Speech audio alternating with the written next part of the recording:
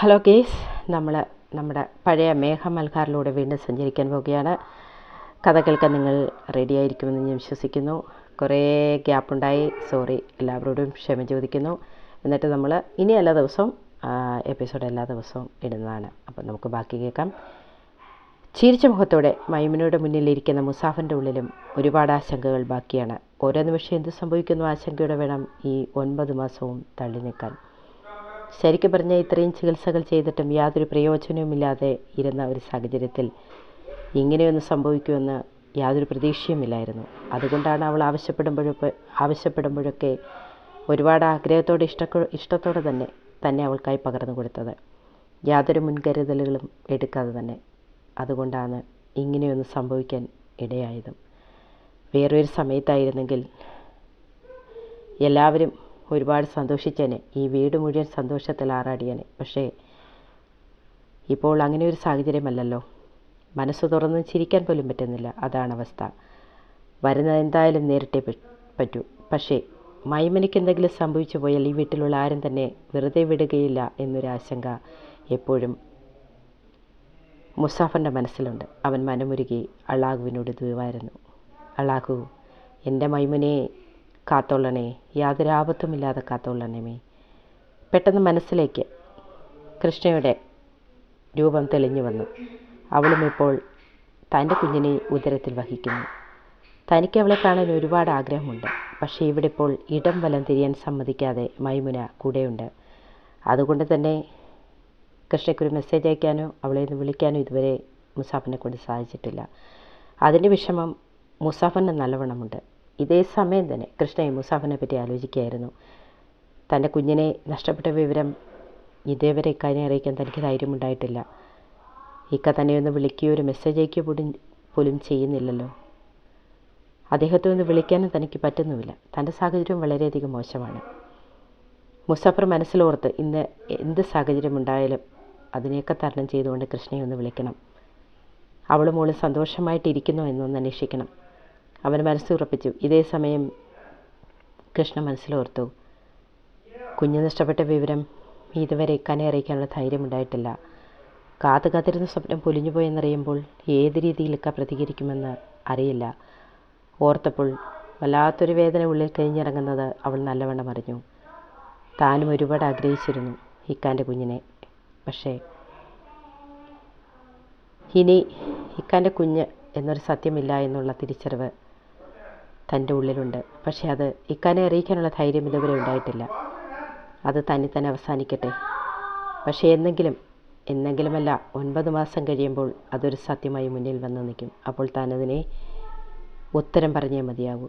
അപ്പോൾ താൻ എന്ത് മറുപടി പറയും? അവൾ തന്നോട് തന്നെ ചോദിച്ചു. ആ ചോദ്യത്തിന് ഒരു ഉത്തരവും അവൾക്ക് ലഭിച്ചില്ല.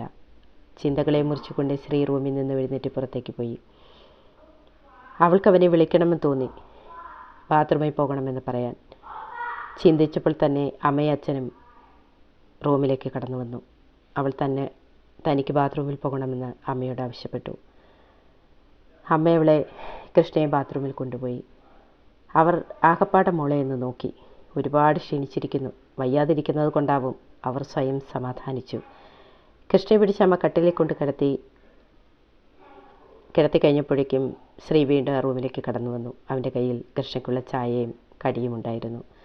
അമ്മയും അച്ഛനും ചായ കുടിച്ചിട്ട് വന്നതാണ് എന്ന് പറഞ്ഞിട്ട് കൂടിയും വീണ്ടും ശ്രീ പുറത്തേക്ക് പോയി 2 പേർക്കുള്ള ചായയും കടിയും കൊണ്ടുവന്ന് കൊടുത്തു. 3 പേരും കൃഷ്ണയോട് സംസാരിച്ച് അങ്ങനെയിരുന്നു. ശ്രീയും അവർക്കൊപ്പം വന്നിരുന്ന് സംസാരിച്ചു. അതിൻ്റെ ഇടയ്ക്ക് അവൻ്റെ കണ്ണുകൾ പലതവണ കൃഷ്ണയുടെ കണ്ണുകളുമായി കൂട്ടിമുട്ടി. കൃഷ്ണയ്ക്ക് എന്തുകൊണ്ടോ വല്ലായ്ക ഫീൽ ചെയ്തു. എന്തൊരു കഷ്ടമാണ് ഭഗവാനെ, ഈ മനുഷ്യൻ്റെ കണ്ണുകൾ തന്നെയാണല്ലോ. അച്ഛനും അമ്മയും കൂടെ ഇരിക്കുന്ന കാരണം തനിക്കൊന്നും ഒഴിഞ്ഞു മാറാൻ പോലും സാധിക്കുന്നില്ല. ആകപ്പാട വല്ലായ്മ കൊണ്ട് കൃഷ്ണ പിടഞ്ഞുപോയി. കുറേയേറെ നേരം കഴിഞ്ഞിട്ടാണ് കൃഷ്ണയുടെ അമ്മയും അച്ഛനും പോയത്. അത്രയും നേരം ശ്രീയുടെ കണ്ണുകൾ അവളിൽ തന്നെയായിരുന്നു. അവൾക്കാണെങ്കിൽ വല്ലാത്ത ദേഷ്യവും വല്ലായ്കയും കൂടി വന്നിട്ട് ഒരു വല്ലാത്ത അവസ്ഥയായിപ്പോയി. അച്ഛനും അമ്മയും പോയി കഴിഞ്ഞതും അവൾ കാൽ നീട്ടി വെച്ച് പതുക്കെ കിടന്നു. കുറേ നേരമായിട്ട് ചാരി ഒരേ ഇരിപ്പിരുന്നിട്ട് നടുവല്ലാതെ വേദനിക്കുന്നു.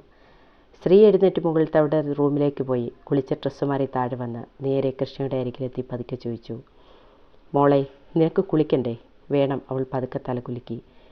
അവൻ പതുക്കെ അവളെ എഴുന്നേൽപ്പിച്ച് ഇരുത്തി.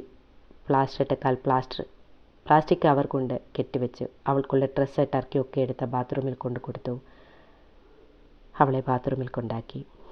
ശ്രീ പുറത്തെ കാത്തു നിന്നു. അരമണിക്കൂർ കഴിഞ്ഞ് കുളി കഴിഞ്ഞിറങ്ങി വന്നു. അവൻ പതുക്കെ അവളെ പിടിച്ച് കട്ടിലിൽ കൊണ്ടിരുത്തി ടർക്കി എടുത്ത് മുടി ഭംഗിയായിട്ട് തുടച്ചു കൊടുത്തു. അവൾക്കൊന്ന് എതിർത്ത് പറയാൻ പറ്റാത്ത അവസ്ഥയായിപ്പോയി. മുടി കോതി ഒതുക്കി കുളിപ്പിന്നൽ പിന്നിയിട്ടു. പൗഡർ എടുത്ത് മുഖത്തിട്ട് കൊടുത്തു. ഒരു ചെറിയ പൊട്ടെടുത്ത് നെറ്റിയിൽ വെച്ച് കൊടുത്തു. അലമാര തുറന്ന് അതിൽ നിന്നും അമ്മയുടെ കുങ്കുമം എടുത്ത് നെറുകയിൽ ചാർത്തി കൊടുത്തു. കൃഷ്ണ അന്തം വിട്ടിരിക്കുകയാണ്. പിന്നെ പ്രതീക്ഷിക്കാത്ത മറ്റൊന്നുകൂടി സംഭവിച്ചു. ശ്രീ കുനിഞ്ഞ് ആ നെറുകയിൽ ഒരു ഉമ്മ കൂടി കൊടുത്തു. എന്നിട്ട് പതുക്കെ പറഞ്ഞു, എൻ്റെയാണ് നീ, എൻ്റെ മാത്രമാണ് നീ. നീ എത്ര വലിയ തെറ്റ് എന്നോട് ചെയ്താലും എനിക്ക് നിന്നെ വേണം. നിന്നെ ഞാൻ വിട്ടുകളയില്ല. അത്രയ്ക്കും ഈ ശ്രീക്ക് ഇഷ്ടമാണ് നിന്നെ. പറഞ്ഞതും ശ്രീ പുറത്തേക്ക് നടന്നു. പോകുന്നതിന് മുമ്പ് ഷർട്ടിൻ്റെ പോക്കറ്റിൽ നിന്നും ഒരു സാധനം എടുത്ത് അവിടെ കയ്യിൽ വെച്ച് കൊടുത്തിട്ടാണ് പുറത്തേക്ക് പോയത്. കയ്യിലിരിക്കുന്ന സാധനത്തിലേക്ക് നോക്കിയ കൃഷ്ണ ഞെട്ടിത്തെറിച്ചു പോയി. ഇതെങ്ങനെ ശ്രീയേട്ടൻ്റെ കയ്യിൽ വന്നു? അന്ന് താൻ അത് ഇവിടെ വെച്ചു? അവൾ ഓർക്കാൻ ശ്രമിച്ചു. ഓർമ്മ വരുന്നില്ല. അപ്പോൾ ശ്രീയേട്ടനെല്ലാം മനസ്സിലായി കാണുമല്ലോ. റൂമിന് പുറത്തേക്ക് നടക്കുമ്പോൾ ശ്രീയുടെ കണ്ണുകൾ നിറഞ്ഞൊഴുകി. കണ്ണീർ താഴേക്ക് പതിച്ചു. മുഖം അമർത്തി തുടച്ച് അവൻ തൻ്റെ പച്ചക്കറിത്തോട്ടത്തിലേക്ക് നടന്നു. ഒന്നും മിണ്ടാതെ, സങ്കടത്തോടെ.